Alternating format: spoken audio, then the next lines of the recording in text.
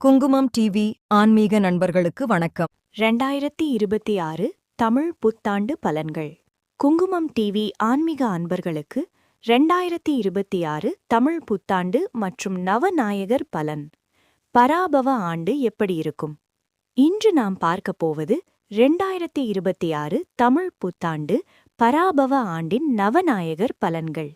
இந்த ஆண்டில் யார் ராஜா, யார் மந்திரி, மழை எப்படி இருக்கும், விவசாயம் எப்படி இருக்கும், தானியங்களின் விலை எப்படி இருக்கும், மக்களின் வாழ்க்கை எப்படி இருக்கும், எல்லாவற்றையும் விரிவாக தெரிந்து கொள்ளலாம். நவநாயகர் என்றால் என்ன? ஒரு ஆண்டில் 9 கிரகங்களுக்கு 9 முக்கிய பதவிகள் கொடுக்கப்படும்.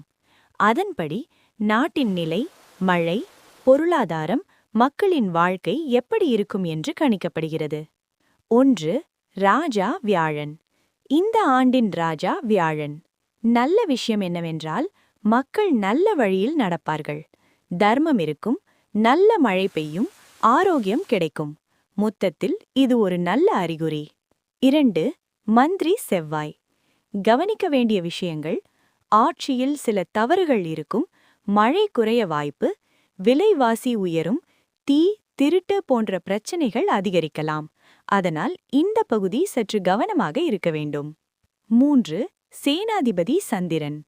நல்ல மழை பெய்யும், மக்கள் நலமாக இருப்பார்கள், பால் உற்பத்தி அதிகரிக்கும். 4. அர்காதிபதி சந்திரன். விளைச்சல் அதிகரிக்கும், விவசாயத்திற்கு நல்ல காலம். 5. மேகாதிபதி சந்திரன். மழை நன்றாக இருக்கும், பயிர்கள் வளரும், பால் வளம் அதிகரிக்கும்.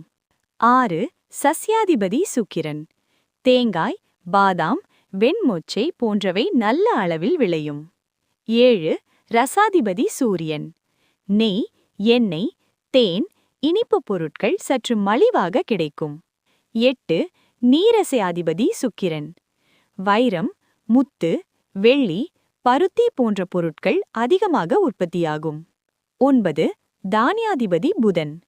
மழை சற்று குறையலாம், சில தானியங்கள் குறையலாம், குறிப்பாக பாசிப்பயிறு விளைச்சல் குறைய வாய்ப்பு. பராபவ ஆண்டின் வெண்பா பலன்.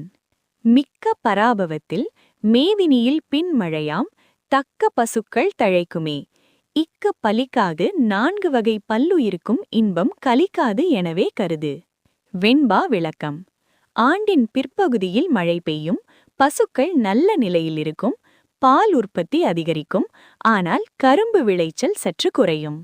மொத்தத்தில் பார்த்தால் இந்த பராபவ ஆண்டு நல்லதும் கெட்டதும் கலந்து இருக்கும் ஆண்டு. மழை இருக்கும், ஆனால் சில இடங்களில் குறையும். வளமும் இருக்கும், ஆனால் விலைவாசி உயர வாய்ப்பு.